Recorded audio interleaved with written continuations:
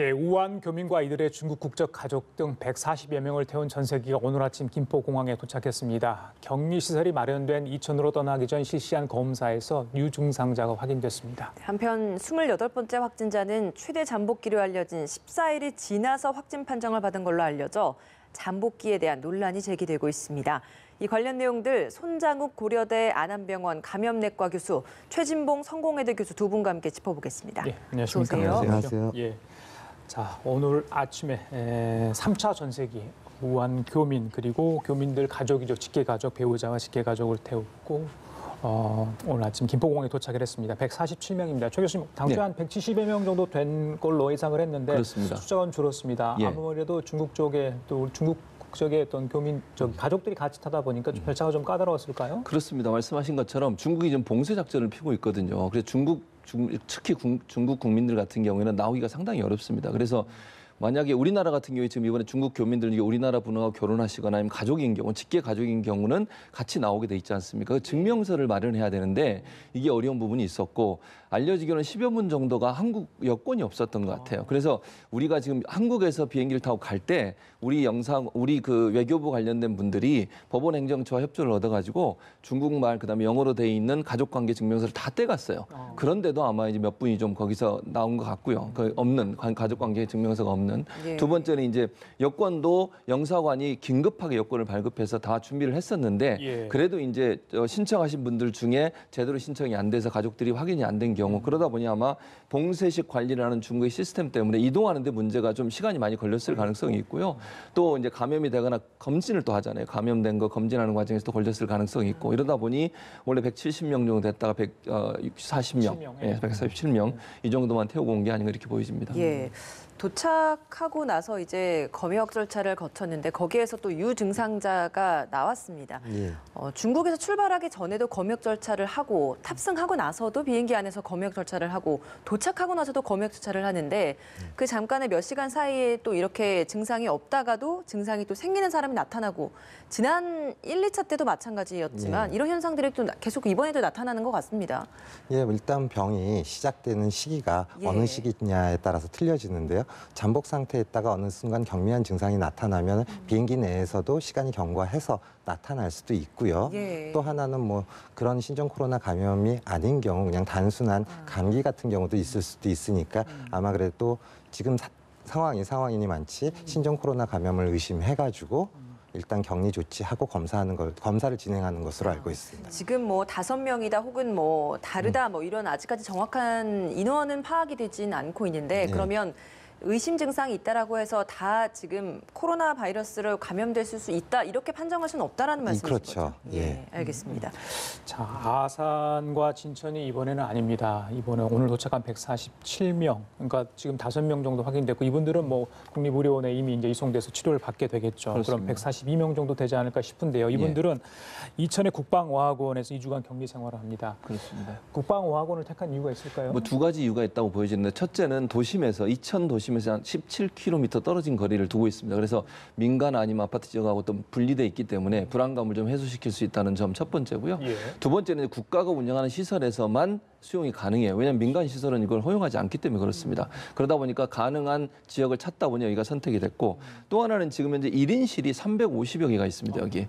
잘 아시는 것처럼 이제 우한에서 오신 분들 같은 경우에 1인실에 독방에 다 격리해서 수용을 해야 되거든요. 왜냐하면 다른 분과 접촉하다 혹시나 또 증상이 발견돼서 전염이 될 가능성이 있기 때문에 그리고 1인실 안에 모든 게 가능해야 돼요. 예컨대 화장실이나 샤워 시설이 함께 갖추어져야 되기 때문에 그런 시설을 갖추고 있는 곳이 지금 말씀하신 이천의 국방어학원이었다. 그래서 현재 350여 개의 개인실이 갖추어져 있고요. 귀국 교민이 150명이기 때문에 충분히 수용이 가능한 지역.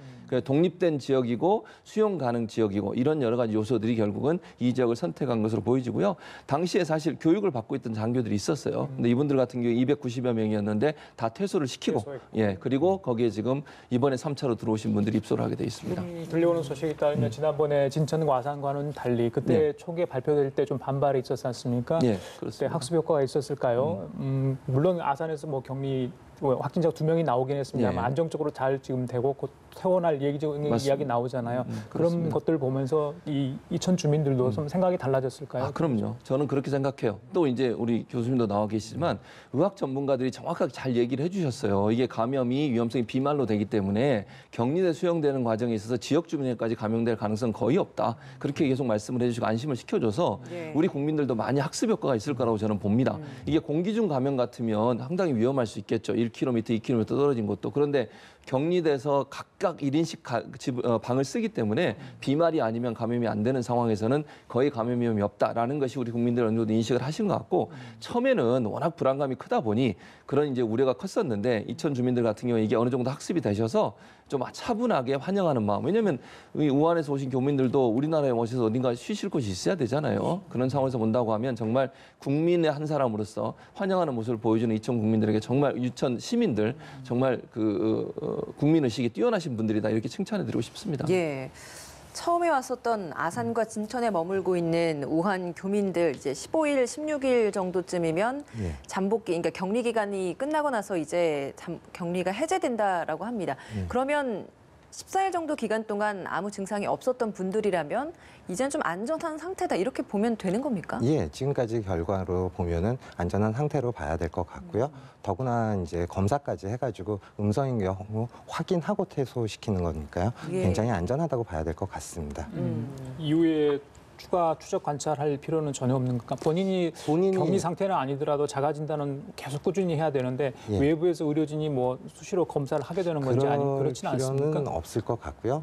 만약에 자기가 증상이 있으시면은 일단 한번 연락을 해가지고 체크는 받아볼 필요는 있을 것 같습니다. 예, 알겠습니다. 자, 오늘까지 방금 전에 들어온 소식까지 합해서 말씀을 드리면 28명입니다. 확진자는 이 시간 현재 추가 확진자는 밤사이 없었고요. 4명이 퇴원했죠. 그런데 28번 환자 어제 나왔던 환자인데 예. 세 번째 환자의 지인으로 알려지지 않았습니까? 예, 예.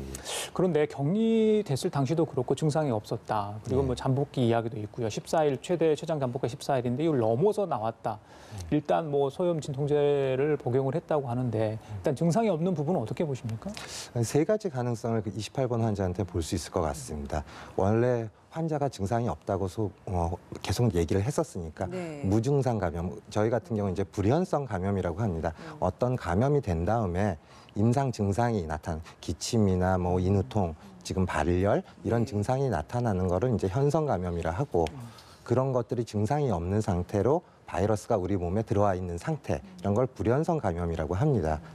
보통 이제 그래서 이제 불연성 감염의 가능성이 하나가 있고 또 하나는 증상이 있었는데 진통소염제를 먹었기 때문에 증상이 좀 마스킹된 거 아니냐. 예. 예.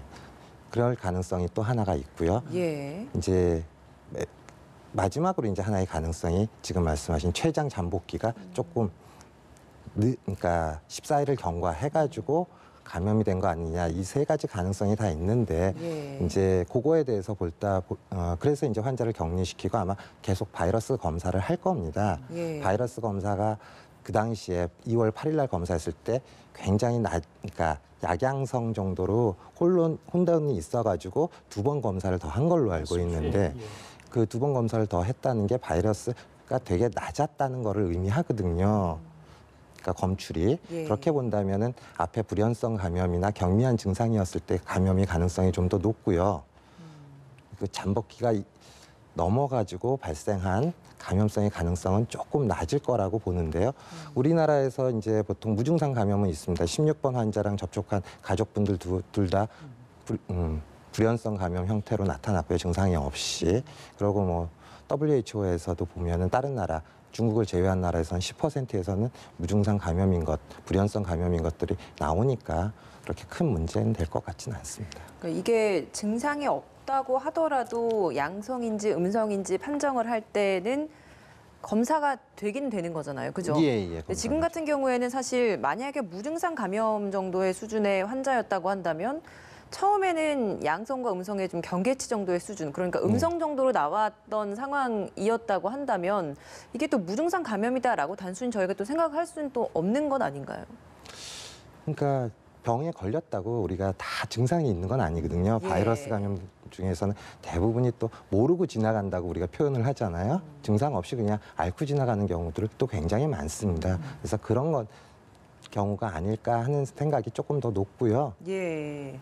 최장 잠복기 24일 얘기가 지난번에 중국 상해 쪽에서 나와서 그 네. 부분은 어떻게 보십니까? 근데 이제 결국은 극한 케이스는 항상 있을 수는 있습니다. 어떤 상황 중에서 보면은 극하게 나가는 경우들이 있는데 이게 대부분 신종이어서 혹시나 예. 그럴 가능성이 있지 않냐 이런 이야기를 많이 하시던데요. 근데 조금 더 그건 봐야 될 것 같습니다. 지금까지 연구 결과들에 보면은 국내에서 보통 발생한 것들도 아직 이제 논문으로 나오지는 않았지만 보통 예. 보면 한 3.6일 잠복기 1에서 9일 정도로 보고 있거든요.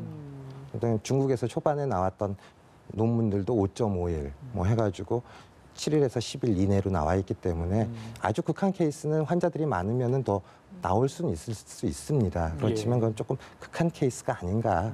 아직 좀 단정하기는 이르다라는 말씀을 예. 해주시는 것 같습니다. 네, 우리 정부가 계속해서 뭔가 조치를 취하고 있는데 그 중에 하나가 중국 이외의 지역, 홍콩, 마카오에 대해서도 오염 지역으로 추가 지정한다라고 했습니다. 그렇습니다. 오염 지역으로 추가 지정을 한다라는 건 어떤 추가적인 조치들이 나온다는 겁니까? 추가적인 조치 같으면 이제 다 그분들이 들어올 때 지금 현재 중국에서 들어온 분들이나 중국을 거쳐서 들어오는 분들만 특별 관리를 하거든요. 그러니까 일반적으로 우리 공항에 들어올 때 그냥 발열 검사하거나 본인이 스스로 자가적으로 쓰거나 이런 부분들을 하는 게 제한돼 있습니다. 근데 지금 말씀하신 이 이제 6개 나라 같은 경우에는 여러 가지 그 지역 감염 확산 우려가 있기 때문에 그 부분을 고려해서 이분들도 중국에서 들어온 분들과 동일한 특별 검역 조치를 취해서 들어온다는 겁니다. 그러니까 네. 따로 예를 들면 더 많이 예컨대 비행기 안에서 본인의 자가 점검하는 그 기록지를 쓰게 만들고 또 일일이 한 분 한 분 온도를 재서 체온이 높은지 낮은지를 확인하게 되고 그러니까 이게 일반적으로 공항에서 입국하신 분들하고 다르게 특별 관리하는 대상이 포함됐다. 이렇게 보시면 될 것 같습니다. 근데 싱가포르, 일본, 태국 뭐 이런 6개 나라에 대해서도 뭐 여행 최소화를 권고한다라고 하는데 너무 늦은 게 아니냐 이런 이야기도 있더라고요. 뭐 그런 얘기가 있죠, 일부에서. 그래서 이제 이게 선제적으로 더 빨리 했으면 좋을 뻔하기도 했어요, 사실은. 그리고 이제 여행 공고 같은 경우에는 지금 두 가지로 나눠져 있거든요. 외교부에서 내리는 여행 경보 제도가 있고 지금 이번에 내린 것은 중앙사고수습본부에서 내린 겁니다. 이거는 네. 중앙사고수습본부가 자체적으로 이런 이제 전염병이라 이런 일이 발생했을 때 꾸려지게 되는 거잖아요. 이 본부에서 자체적 판단을 해서 전염병의 감염 위험이나 아니면 전파 위험이 있을 경우에 내리는 조치가 여행 이제 최소화 권고라는 것이고요. 외교부에서는 지금 현재 내려진 게 뭐냐면 우한 지역이나 후베이성 지역은 3단계입니다. 총 4단계가 있는데요. 4단계가 제일 세고요. 3단계가 뭐냐면 철수 권고예요. 그러니까 우한 지역은 철수 권고가 이미 내려져 있고요. 그다음에 2단계는 나머지 중국 지역은 현재 여행 자제 경보가 내려져 있는 상태입니다. 그 교수님.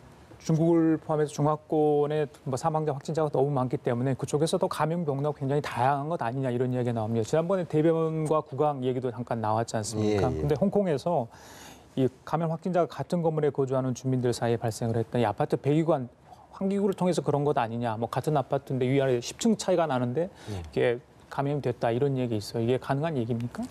이게 아마 역학적인 조사가 아마 더 진행돼야 될 것 같습니다. 그 같은 아파트에서 동선에서 겹치는 부분이 있는지 접촉한 적이 있는지 사스 때는 물론 그런 일이 있었습니다. 42명이 한 아파트에서 나와가지고 그게 문제가 됐었는데 예. 그 당시 이제 건물 배관이 일자형이었었고 지금 배관들은 다 U자형이기 때문에 사실 U자를 뚫고 올라가기는 상당히 어려워서 아마 배기관을 통한 전파 가능성은 조금 낮지 않을까. 이게 맞다면 공기 감염이 있을 수 있다. 의한 원인이다. 이렇게 공기 볼수 감염이 있어요? 되더라도 U자를 넘어가기는 상당히 어렵죠. 예. 그래서 아마 조금 더 역학적인 조사가 진행돼야지 결과가 나올 것 같습니다. 예. 일본 크루즈선 사태 이야기도 좀 해보겠습니다. 굉장히 좀 점점 사태가 심각해지고 예. 있는 것 같아요. 현재까지 확인된 감염자만 봐도 135명인데 예. 아직 추가 검사도 진행이 되고 있기 때문에 더 늘어날 수 있다라는 얘기는 뭐 이미 예전부터 계속 나오고 있는 예. 것 같습니다. 지금 현재 이 선상의 감염 상태는 좀 어떻게 보고 계신가요? 공포스러울 것 같습니다. 입장을 바꿔서 제가 거기 있다. 굉장히 예. 공포스러울 것 같아요. 어떻게 할 수 있는 조치는 없고 밀폐된 공간이고 딱 그 공간에서 이제 개인별 격리가 이루어지는지는 잘 모르겠습니다. 예. 그 격리 상황도 잘 모르겠는 상황에서 환자는 계속 늘어나는 상황들이잖아요. 사실 개인적으로는 그렇게 하는 게 최선인가 하는 의문은 있습니다. 이게 사실 어떻게 했다라고 보세요? 국내 같은 경우 예. 우한 교민들 왔을 때 시설 격리 시키잖아요. 예. 물론 3천 명이라는 사람을 다 시설 격리한다는 게 어려울 수는 있을지 모르겠지만 그런 부분들이 조금 되면은 선상에서 또 나중에 환자들이 밝혀지고 또 전파가 계속 일어나는 이런 그거는 좀 끊을 수 있지 않을까 그런 생각은 듭니다. 교수님, 저희들이 일본 하면 네. 그래도 이 방역, 뭐 재난 관련해서 선진국이다 이렇게 알려져 있잖아요. 알려져 있죠. 글쎄요, 아베 신조 총리가 뭐 어떤 생각을 하고 있는지 모르겠습니다만 저렇게 많은 3,700명 가까운 사람, 물론 지금 135명까지 국적을 떠나서요. 예. 나왔는데 예. 저렇게 방치를 계속 하는 게 맞는지 지금 19일 정도 격리 해제 이야기가 나왔는데 예. 지금 더 늦춰질 수도 있다 이런 얘기도 그럴 나오고 가능성이 있거든요. 있어요. 예. 그래서 저는 아베 총리가 본인이나 본인의 정치적 그 목적, 그리고 두 번째는 올림픽이 이제 8월에 열리잖아요. 몇 달 안 남았습니다. 그리고 지금 현재 감염자 수에, 확진자 수에, 일본의 확진자 수에 저 지금 크루즈나 타고 있는 분들 한 명도 포함을 안 시켰어요. 그래서 원래 저분까지 포함시키면 중국 다음으로 가장 많은 확진자가 나올 수밖에 없는 거거든요. 그러면 국가적 이미지에 영향을 미칠 수 있다고 판단한 것 같고, 두 번째는 올림픽 개최에도 영향을 미친다고 판단한 것 같아요. 이런 정치적 이유 때문에 저분들을 내리지도 못하게 하고 제대로 검진도 안 하고 이러고 있는 상황 아니겠습니까?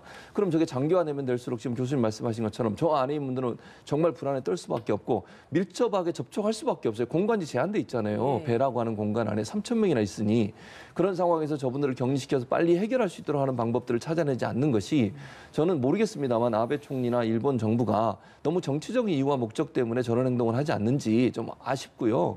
또 하나는 지금 처음에 고위험자가 200여 명 나왔죠. 273명 정도가 위험자가 나왔거든요. 그걸 조사하는데 이분들만 조사를 하는데 4일이 걸렸어요.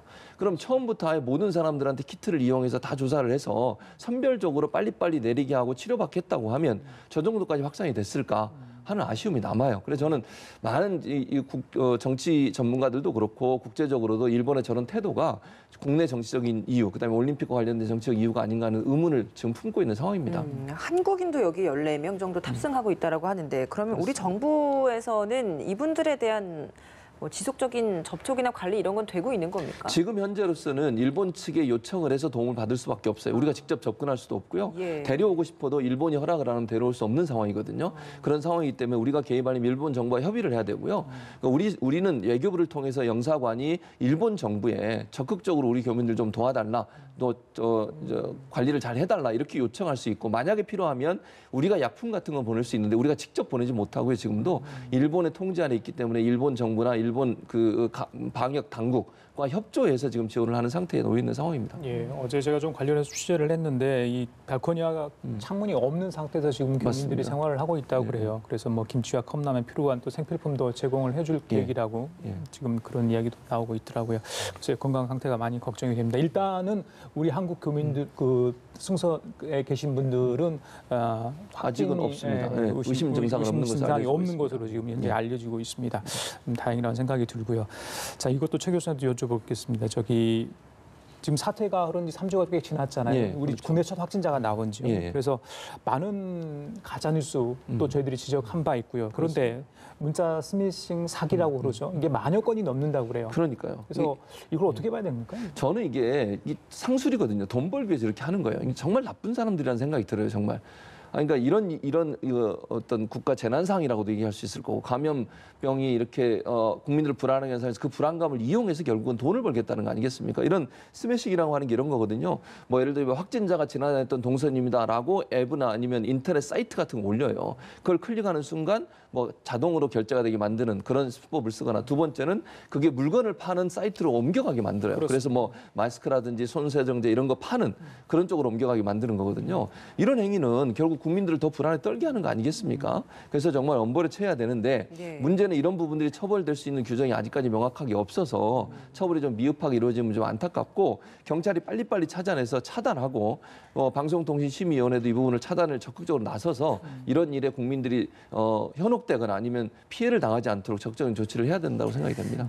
환자 정보 유출되는 부분도 논란이었는데 그 유출한 사람을 알고 봤더니 공무원 경찰이었습니다. 그렇습니다. 이 성북구청 공무원으로 알려진데요. 지난번에 잘 아는 것처럼 우리가 공문 형식으로 이게 공개가 됐어요. 예. 그게 이제 보고 형식인데 그게 성북구청에서 만든 것 같아요. 예. 근데 물론 이름은 지웠는데 성도 있었고 성별, 나이 이런 게 남아 있었거든요. 예. 개인 신상 정보입니다. 이건 절대로 유출되면 안 되는 것을 성북구청의 한 공무원이 이걸 이제 사진을 찍어서 아마 공개를 한 것 같아요. 그러다 보니까 확산됐고 논란이 됐었고 그래서 경찰이 이걸 찾아냈고 또 하나 현직 경찰이 예. 의심 환자 정보를 본인이 아마 경찰로 근무하면서 알게 된 것 같아요. 이걸 본인의 지인한테 보냈고 그 지인이 또 SNS에 퍼뜨리면서 이게 확산이 돼버렸습니다.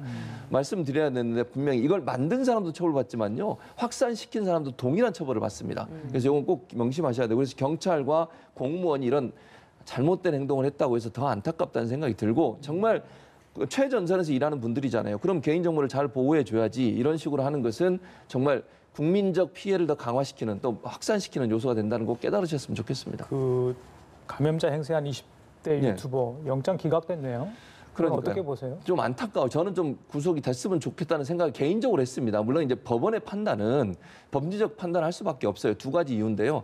일단 범행을 시인해요. 그 말은 결국 범인을 시인한단 말은 본인이 도저히 우려가 없다고 판단하는 거죠. 증거가 어느 정도 확보됐어요. 영상도 다 있고 뭐 감출 건 별로 없는 상황이에요. 그런 증거 인멸의 우려가 없잖아요. 그러니까 세 가지거든요. 결국 그러니까 범죄 소명이 어느 정도 됐느냐. 범죄 그다음에 증거 인멸의 가능성이 있느냐, 도저히 우려가 있느냐. 이 세 가지 때문에 구속영장을 발부하는데 이 세 가지 중에 두 가지가 이미 확보가 됐기 때문에 그 법원 입장에서는 도저히 우려가 없다고 본 것 같아요. 그냥 영장을 발부할 정도의 사안은 아니다. 구속할 만한 사안은 아니다. 그렇다 하더라도 이게 범죄가 안 된다는 얘기는 아닙니다. 구속이 안 되는 예. 거지 처벌은 받을 수 있다고 저는 뭐 처벌을 강하게 한다고 조선에서는 봅니다. 안 된다 이런 말씀이시죠? 아 그럼요. 그렇게 예. 해야 되죠. 네, 마지막으로 이 질문 좀 교수님께 예. 드려보도록 하겠습니다. 많은 분들이 과연 그러면 지금 이 사태가 언제쯤 잠잠해질까? 이 부분이 가장 궁금할 것 같습니다. 예. 언제쯤이면 좀 괜찮아질까요? 이제 감기 바이러스들이 대부분 이제 찬 공기에서 증식을 많이 합니다. 예. 그래서 기온의 영향을 어느 정도 받고요. 그래서 날씨가 풀리면은 좀 낫지 않겠느냐 하는 얘기들이 있긴 하지만 예. 제일 중요한 거는 중국이 조절을 해야 됩니다. 중국이 조절되지 않는 한 우리는 이 체제로 계속 가야 되는 거예요. 중국의 조절이란 무슨 말 어떻게 그러니까 중국에서 병이 감소하고 이게 줄어들어야 되는 거거든요. 사실 우리나라에서 마스크나 손세정제를 쓸 정도로 우리나라의 지역사회에 발생된 건 아니거든요. 사실 이 상황을 타파하고 싶으면 마스크나 손세정제는 사실은 중국 쪽으로 보내는 게 맞고요. 거기서 더 환자가 발생이 쭉 감소돼야지 사실은 우리가 불필요한 이런 일들을 계속 진행하지 않아도 되는 거고요. 그래서 국제공조가 제일 지금 상황에선 중요할 것 같습니다. 예, 알겠습니다. 지금까지 손장우 고려대 안암병원 감염내과 교수, 최진봉 성공회대 교수 두 분과 함께했습니다. 오늘 말씀 잘 들었습니다. 고맙습니다.